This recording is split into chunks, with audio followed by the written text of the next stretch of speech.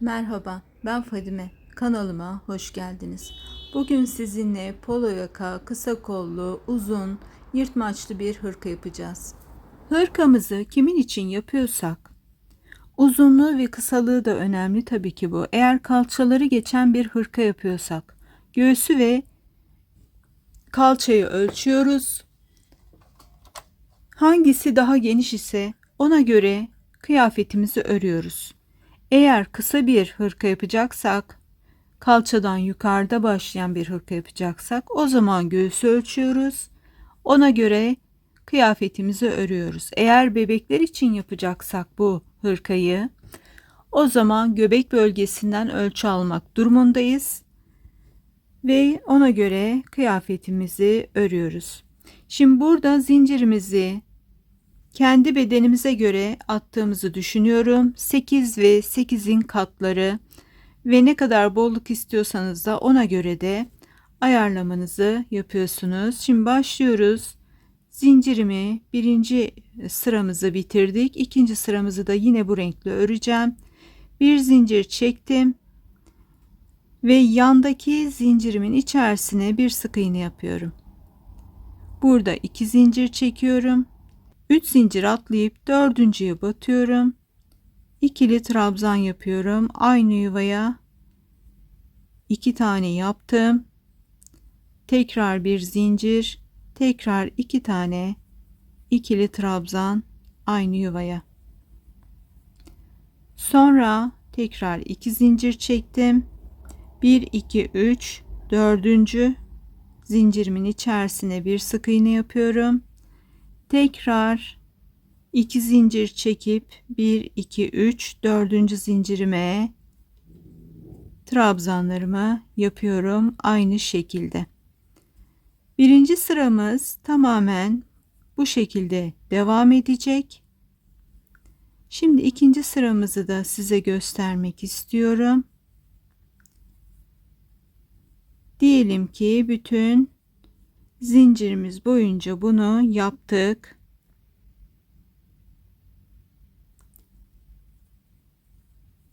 Ve burada bitirdik diyelim. Şimdi ben diğer ipime geçeceğim. Daha kolay anlaşılsın diye tam zıttı bir renk ip ile devam ediyorum. Ve arkaya döndük.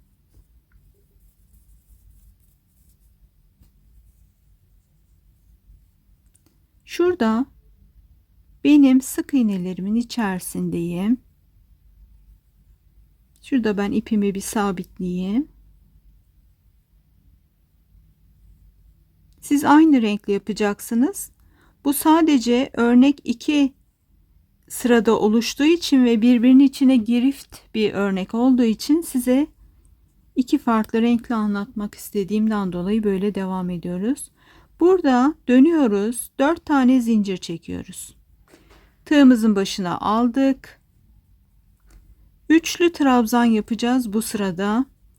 Bir öncekinde ikili trabzanlardı. Arada 2 zincir çekiyorum.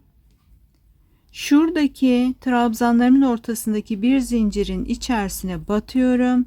Tekrar 2 zincir çektim. Tığımın başına aldım. Şu sık iğnemin içerisine batıyorum. Üçlü bir trabzan yaptım. 1 2 3 zincir. Tekrar aynı yuvaya yaparak bir V oluşturuyorum. Tekrar 2 zincir. Yine buradaki trabzanlarımın ortasındaki boşluğa battım. Bir sık iğne yapacağım. Tekrar 2 zincir ve buradaki en baştaki başlangıcın içerisindeki sık iğnemin içerisine de yine aynı işlemi yapıyorum. Ve bu sıramızda böyle oluyor. Yani burası örgümüzün tersi, çünkü burada daha çok trabzanımız olduğu için daha net gözüküyor. Şimdi bir üst sıradayız. Ve şuradaki ipimi ben artık gelişigüzel buradan devam ettireceğim. Arkada kalsın. Bu V'lerimizin içerisine ne yapacağımızı görmeniz açısından bu sırayı da devam ettireyim. Yine burada bir zincirle çıkıyoruz yukarıya ve V'mizin içerisine bir sık iğne yapıyoruz. Tekrar 2 zincir çekiyoruz. Şuradaki sık iğnemizin içerisine hemen ikili trabzan yapıyoruz. Bir zincir yapıyoruz. Tekrar ikili trabzan yapıyoruz. Tekrar 2 zincir. V'mizin içerisine bir sık iğne. Tekrar 2 zincir. Çok güzel, çok keyifli bir örnek. Örmesi çok güzeldi. Buradaki sırayı ikili trabzanlardan yapıyoruz. Ve hep aynı şekilde örerek burayı tamamlıyoruz.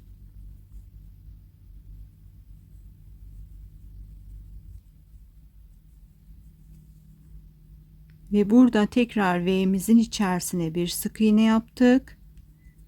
Burada yine size mor ile göstereyim.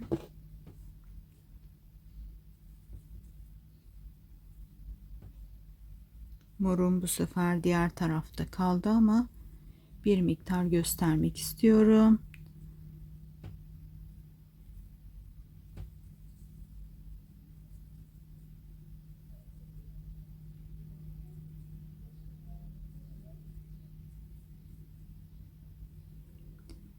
Burada morumu 4 tane zincirle yukarı çıkıyorum ve başlıyorum hemen buradaki sık iğnemin içerisine bir V yapmaya.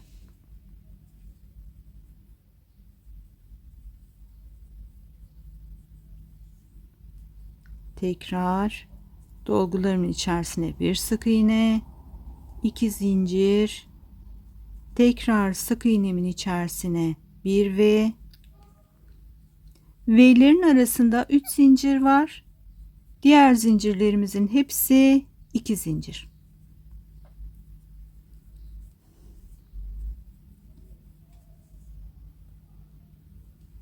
Ve bu böyle devam edip gidiyor. İkilide de değişik oldu, güzel oldu. Ama tabii ki tek renkte daha güzel oluyor. Birbirinin içine girmiş gibi göründüğü için ve ben kendim örneği çıkarırken biraz zorlandığım için size biraz daha kolay olsun istedim. Gördüğünüz gibi iki aşamalı. Birincide ikili dolgular var, trabzanlar var ikili.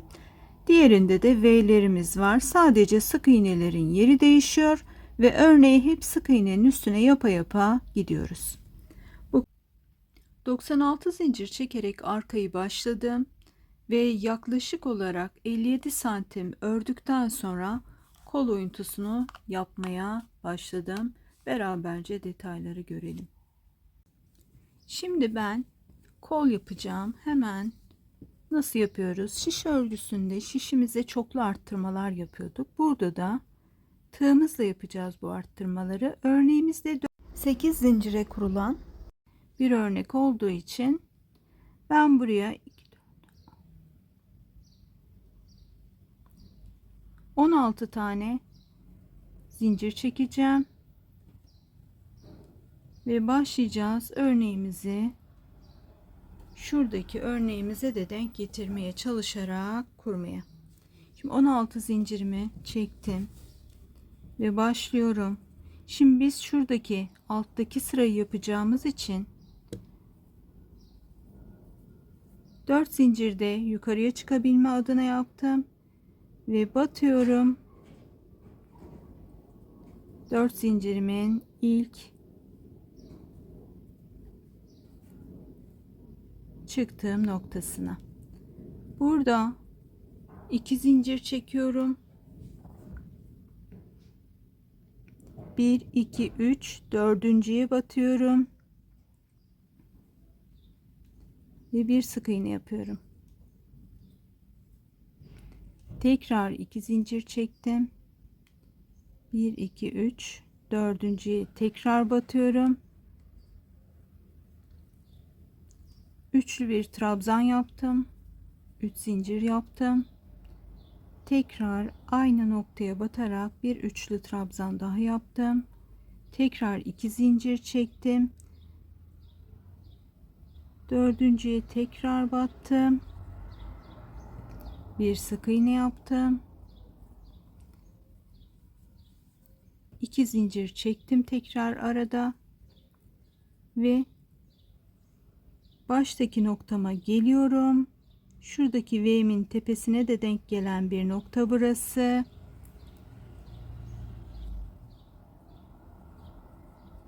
Tekrar arada 3 zincir olan üçlü trabzanlarla yaptım. V'yi yapıyorum. 2 zincir çekiyorum. Örneğim devam ediyor. Ve görüyorsunuz burada arttırmamızı yaptık. Yani burada büyük örneğimizi şunlar sayarsak 2 tane bundan arttırmış olduk şimdi biz.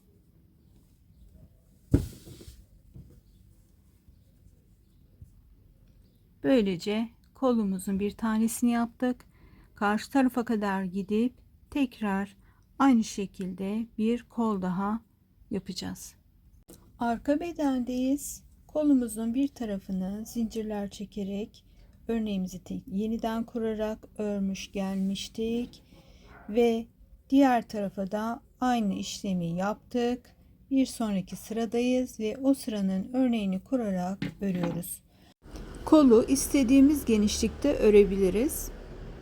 Tamamen bitirmeden önce bir noktada yaka yapacağız. O noktada buluşacağız ve detayları konuşacağız. Arka ortamı şöyle kamerama ayarlayayım. Kolun şu başlangıç noktasından itibaren 13 örnek sayarak geldim. Ve arka ortamın işaretini aldım. Sağa ve sola doğru 9,5 santimler işaretleyerek toplamda 19 santim işaretlemiş oldum. Ve şurada geri dönerken yine birazcık eksiltme yaparak giderek yakamızı yuvarlayacağız. Beraberce yakamızı eksiltelim. Şöyle altıda boşluğa gelirse daha net göreceksiniz. Döndüm. Yakayı döndük 4 zincirle. Benim şurada V yapıyordum biliyorsunuz ama onu yapmayacağım. Yakamın birazcık daha genişlemesini istediğim için direkt olarak şu trabzanların ortasındaki boşluğa batıyorum. Sık iğne ile battım ve diğer bölümleri örüyorum.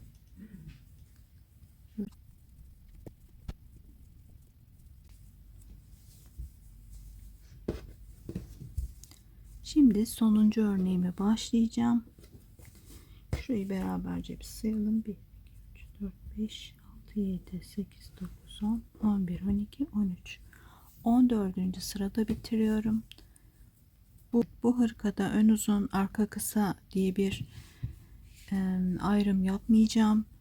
Çünkü yakayı oturtmak için kolumun da tam net olabilmesi için böyle bir girişimde bulunmadım. Her ikisi de eşit olacak. Devam ediyorum.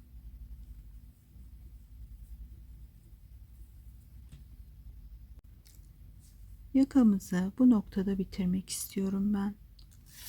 Şöyle bir arka ortasından itibaren de ölçmek istiyorum. Şu görüyorsunuz 11 santim bir yaka kesintimiz olacak. Toplamda 22 santim bir hırka için bir de yaka yapacağız buraya. Yeterli. Şimdi buradayım ben. 2 trabzan yaptım. Bir zincir çektim. Durdum. Geri dönüyorum. Bir zincir daha çekerek tığımın başına alıyorum ve örneğimdeki V'yi yapmaya devam ediyorum.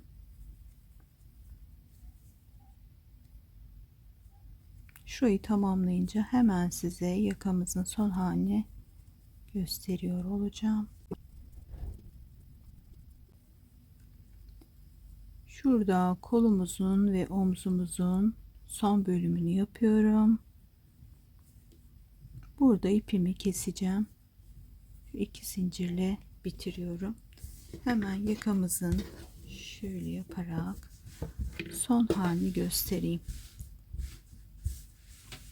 Şuradan şu mor ipimden itibaren düşünüyoruz. Yuvarlaklık gayet güzel oldu. Şöyle açarak da göstereyim. Gayet güzel bir yuvarlaklığımız oldu. Şimdi buradan ipimi kesiyorum. Şu kırmızı ipimin olduğu noktadan başlayıp aynı eksiltmeleri yapacağım ve arka bedeni bitiriyorum. Yakanın diğer kısmını kısa kısa fotoğraflarla çekip buraya koyuyorum. Ve böylece arka bedeni bitiriyoruz. Ön bedenlere geçiyoruz. Hırkamızın ikinci bölümünde buluşmak üzere.